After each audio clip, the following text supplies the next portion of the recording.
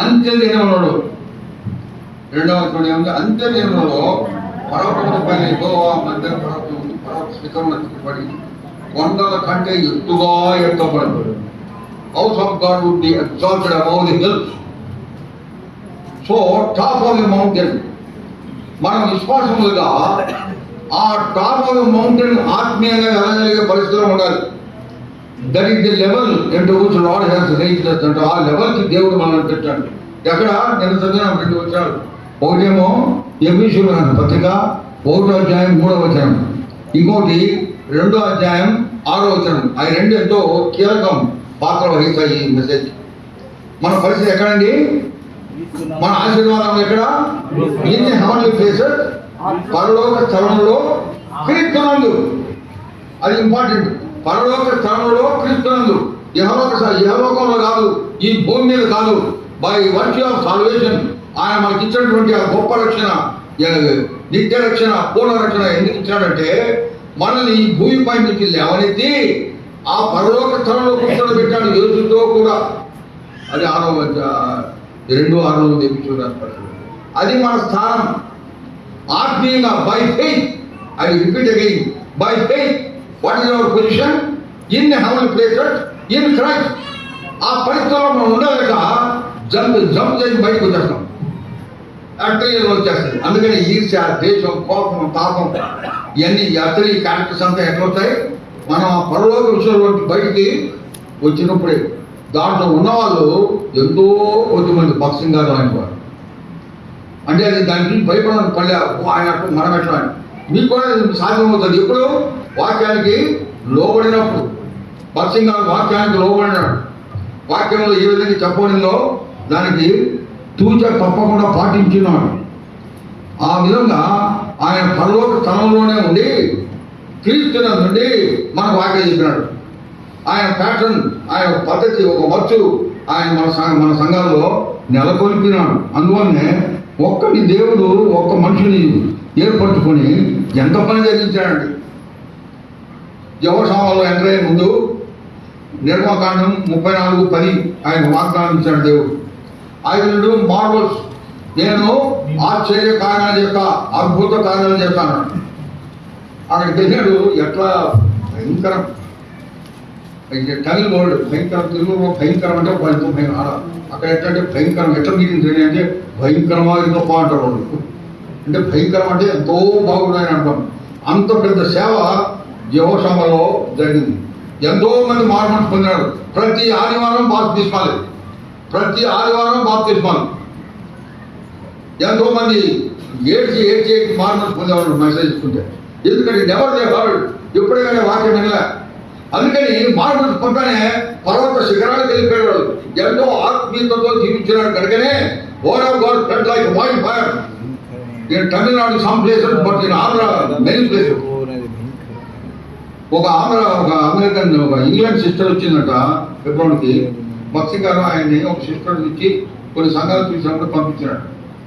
ఆయన పోయి కొన్ని సంఘాలు చూసి ఆశ్చర్యపోయింది. ఆంధ్రప్రదేశ్ దేవుడు ఎందుకు ఏర్పడుతున్నాడు అన్న ప్రశ్న వచ్చింది.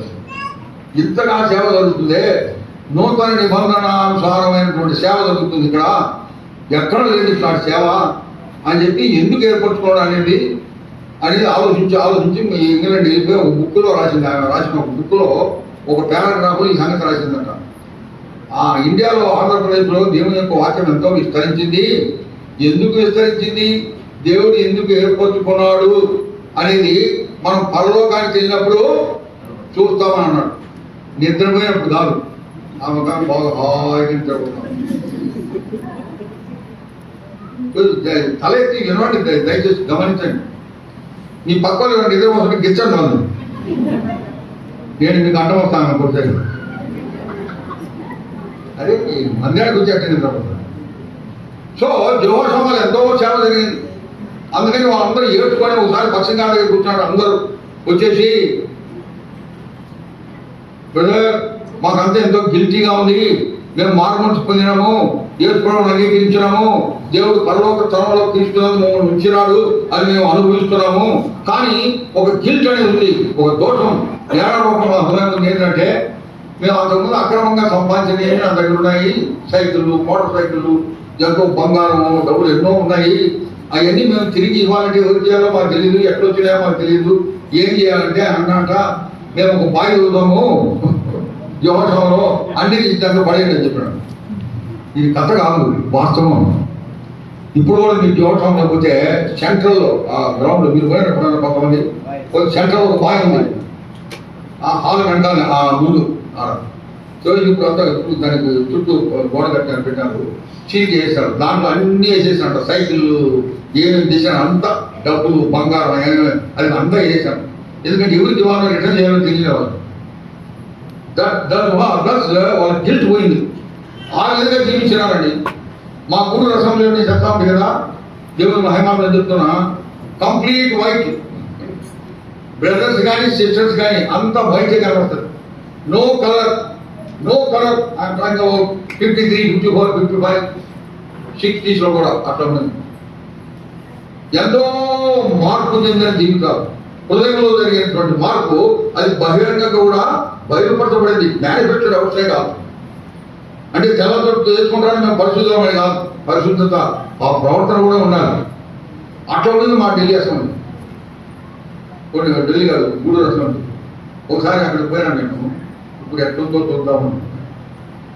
ఇప్పుడు ఎట్లుందని చూద్దామని పోయి ఎవరికి తెలియదు, నన్ను కనుక్కోలేదు. ఇప్పుడు పెద్దవాడు అయిపోయినప్పుడు చిన్నకున్నాను, నా దేశంలో అందరూ చనిపోయారు, ఎవరు లేరు అని పోయి నేను మీటింగ్ జరుగుతుంటే గాజు నల్లగా పోయి వెనకాల లాస్ట్లో కూర్చున్నాను.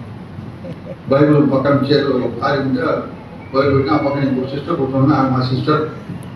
ఆమె నన్ను గుర్తించలే, కానీ నా బైబిల్లో నా పేరు ఉంటుంది, యు జయచంద్రరావు అని బైబిల్ పైన.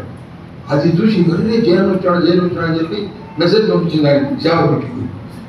జేసీరావు ఢిల్లీ ఆయన ఇప్పుడు మన దగ్గర ఉన్నాడు. అప్పుడు నేను చూశాను మందిరంలో యావా కలర్, ఈస్ట్మన్ కలర్, రంగురంగులు ఇచ్చే రంగురంగులు. ఎవడే కానీ రంగు చీర కట్టుకునేవాళ్ళు కాదు, రంగు గుడ్డలు గుర్తుంచుకునేవాళ్ళు కాదు. స్ట్రైప్స్ ఫ్యాషనబుల్ గుడ్డలంతా ఎప్పుడే కానీ నేను చూడలేదు. ఆ విధంగా మేము మా సంఘంలో మేము బతికాం. అంటే ఆ విధమైనటువంటి సమర్పణ, ఆ విధమైనటువంటి పుట్టి వర్షాలు for the order of God. ఈ లోకంలో నాకేమొద్దు, నీవే నాకు కావాలి అన్న దృక్పథంతో బతికినాను. ఎందుకంటే దేవుని వాక్యం ఎంతో ప్రబలమైపోయింది. ఎందుకంటే వాళ్ళ ఏకాగ్రత, దేవుని అందుటి ప్రేమ, ఉన్నతమైన స్థలం.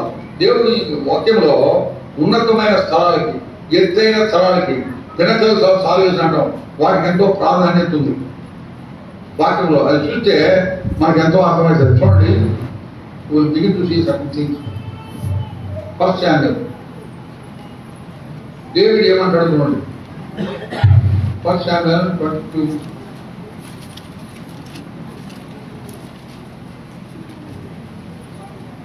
Second Samuel 22. సెకండ్ శామ్యూయల్ 22లో verse 34. He maketh my feet like hinds feet and setteth me upon the high places.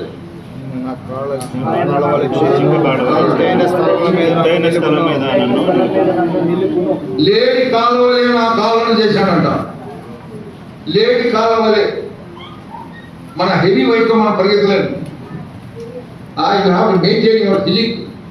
Runners కానీ చూస్తే ఒలింపిక్స్లో కానీ వరల్డ్ ఒలింపిక్స్లో పరిగెత్తే వాళ్ళు ఎంతో సన్నగా ఉంటారు.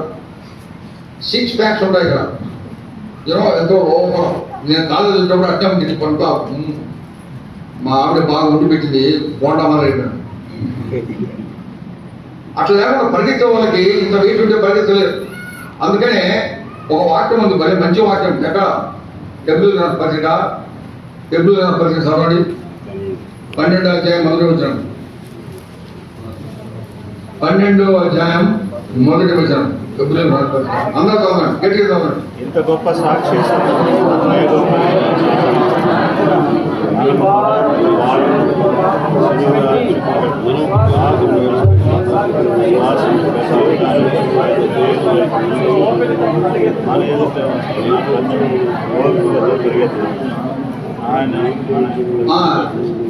ఒకటి రెండు కలిసి ఉన్నాయి కదా.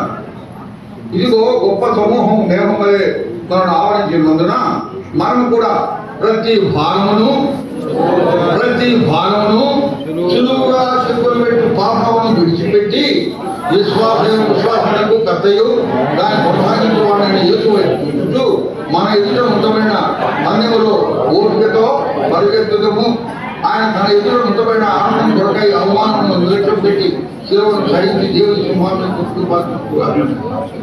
అక్కడ ముఖ్యమైనది ఏంటంటే నేను చెప్పేది, సులువుగా చిక్కులు పెట్టు పాపములను విడిచిపెట్టి విశ్వాసమున కర్తయు కొనసాగించేవాడైన యేసు వైపు చూపుతూ ఆయన ఎదుట ఉంచబడము పందెంలో ఓపికతో పరిగెత్తుదు. అర్థమైనది. సులువుగా చిక్కు పెట్టి పాపమును విడిచిపెట్టి అధికంగా ఉన్న ప్రతి భారమును మనం ఆవరించి ఉన్న మన ప్రతి భారమును సులువుగా అనవసరమైన అన్ని విడిచిపెట్టారు. అందుకని వాళ్ళు ప్యాంట్లు షర్ట్లు వేసుకొని పరిగెత్తారు, సూట్లు వేసుకొని పరిగెత్తారు. ఏం చేస్తారంటే బనియా ఉంటుంది, ఆ బనియా కూడా సన్నగా ఉంటుంది, జస్ట్ లంగోట మారి ఒక చిన్న డ్రాయింగ్ ఉంటుంది, పరిగెత్తారు. అర్థమైనది. ఆ మాదిరి విశ్వాసులు భారము కలిగి ఉండాలి. ఊరికి అనవసరమైనటువంటి ఏదో ఆకర్షణీయమైనటువంటి చేసుకొని ఎందుకు ఎవరిని ఆకర్షించాలని, ఎవరికి బాగా కనపడాలని, ఎందుకు అట్లా వచ్చేది తయారైపోయి 4 సార్లు అద్దాలు చూసుకొని. నాకు ఒక ఆయన పట్టుతారు ఇంట్లో లేదు, ఆయన కూకొని మరో కోపనిస్తాడు దేవాలన్నారు. అరే ఎందుకు, ఎవరి కోసం? నేను ఆయన కన్నా ఏం ఎందుకు చేస్తావా అంటే అది ఇప్పుడు నుంచే ముందు అలవాటు. నువ్వు ఎన్నిసార్లు అర్థం చూస్తావు, తయారైపోయి ఉండిపోయి అంటే మళ్ళీ పోయి అర్థం చూసుకున్నాను, మళ్ళీ ఏదో చేసుకున్నావు. ఎవరి కోసం? ప్రపంచం కోసమా? నువ్వు దేవుని బిడ్డవి, దేవునికి అంగీకారంగా ఉండాలి. తరతరములకు ఆయన విశ్వాసంగా వచ్చేంత కనపరిచినాడు. ఈ సంగతి ఏంటి? సో మన పరిస్థితి ఎట్లుండాలంటే ఉన్నతమైన తరములకు. దేవుడు ఏమన్నాడు?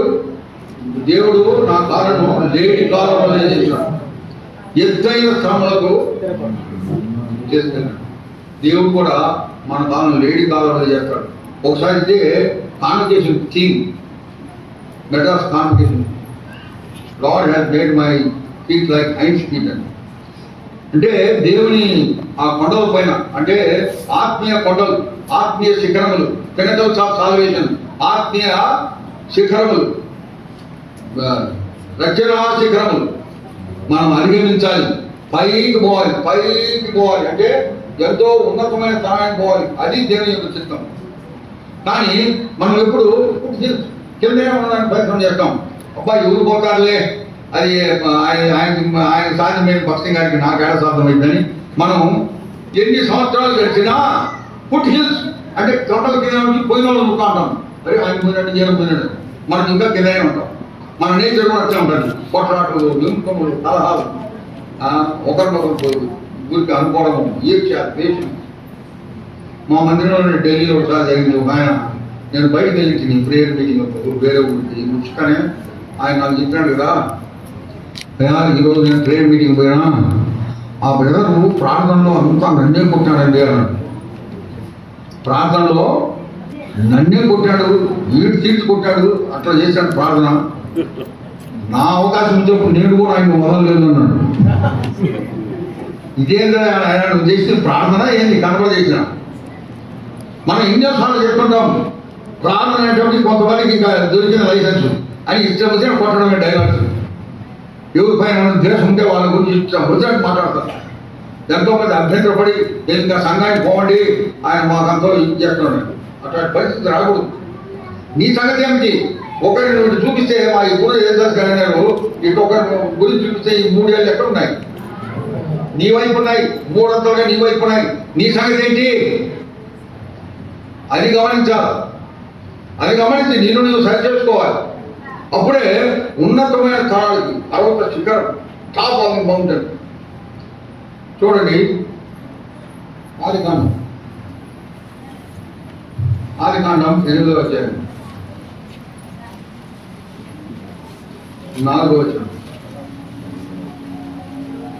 ఆదికాండం 4వ వచనం. 7వ నెల 17వ దినమున ఓడ కొండ మీద నిలిచింది.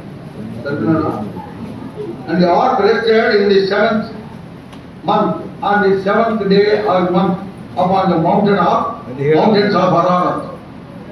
ఇది చూడ ఎంతో ఇంపార్టెంట్ ఇది. దేవుని ఓడ ఆర్క్ ఆఫ్ నోవా, నోవా చేత కట్టించిన దేవుడు నీ కుటుంబాన్ని నేను కాపాడుతాను, లోకాన్ని ధ్వంసం చేస్తున్నాను అన్నాడు. ఆ మాటే విన్నాడు నోవా. ఇంకేం వినలే. ఆయన దగ్గర బైబిల్ స్టడీకి పాత్ర లేడు, బైబిల్ చదవడానికి బైబిల్ లేదు, ఏం లేదు. ఆయన స్వరాన్ని విన్నాడు అంతే. ఈయన ఏమన్నాడు? ఓడ తయారు చేయడానికి మొదలుపెట్టాడు. ఇదే విశ్వాస యోధుల చరిత్ర ఉంది 11వ అధ్యాయం హెబ్రీ పత్రికలో 7వ వచనంలో ఒక మాటలో ఎంతో మాటలు పెట్టాడు. చూడండి, హెబ్రీ పత్రిక 11వ అధ్యాయం 7వ వచనం. Being warned by faith, being warned of God, moved with fear, prepared an ark for the saving of his house, by which he condemned the world and became heir of righteousness by faith. చదవడం తెలుగులో.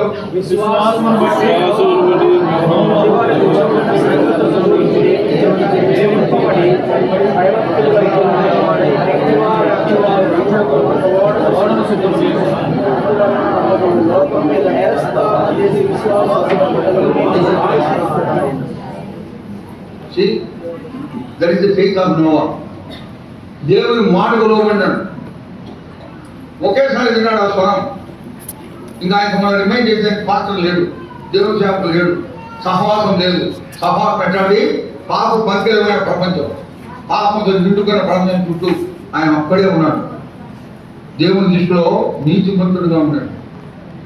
స్వరాన్ని విన్నాడు అంతే. నమూనా కూడా దేవుడే ఇచ్చినాడు. ఆయన కట్టడం ప్రారంభించాడు ఎన్నో సంవత్సరాలు. The things of his steadfastness in faith. నిరంతరంగా ఎప్పుడు ఆయన విశ్వాసం ఉంచిన వాడు. ఆ తర్వాత ఆయన ప్రవేశపెట్టాడు. ఆ తర్వాత అంత ప్రళయం అయినంత ఏమైంది? పర్వతం ఎక్కడ ఆగిందండి? ఏదైనా లోయలో ఆగిందా? మైదానం ఆగిందా? పర్వతం పైన అరారత్ మౌంటైన్స్ పైన ఆగింది. So the first life, new life of the flood emerged out of the arm from the mount. అర్థమైందండి? పర్వతం మీద ఉన్నటువంటి ఆ ఓడ నుంచి ఈ నూతనమైన జనం బయటకు వచ్చాడు. Noah family. Through them the entire world was filled with the people of people. అది ఆయన మొత్తాన్ని ఏం చేశాడు? 20 వచనం. Genesis chapter 8 verse. అప్పుడు నోవాహు యెహోవాకు బలిపీఠము కట్టి, అందరూ చదవండి. పవిత్ర పశువులన్నిటిలోనూ పవిత్ర పక్షులన్నిటిలోనూ కొన్ని తీసుకొని ఆ పీఠము మీద దహన బలి అర్పించెను. నేను ఏమని చెప్పినాను? ఆదికాండం 8వ అధ్యాయం 20వ వచనం. ఆదికాండం 8:20. వాళ్ళు వెళ్తా ఉన్నారు, పక్కన అడుగుతున్నారు ఏంటి ఇప్పుడు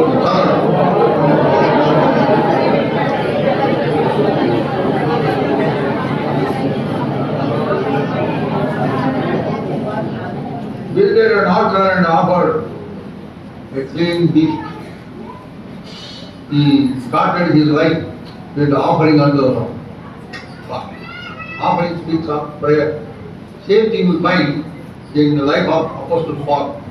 After he confessed, after he surrendered his life, the first testimony concerning Apostle Paul was 9:11. Acts of the Apostles, అపోస్తలుల కార్యములు 9:13 ఏమనుంది? Behold, he prayers. ఇదిగో ఆయన ప్రార్థన చేస్తున్నాడు. మారం పొందిన తర్వాత ఏంటి ముఖ్యం? ప్రార్థన.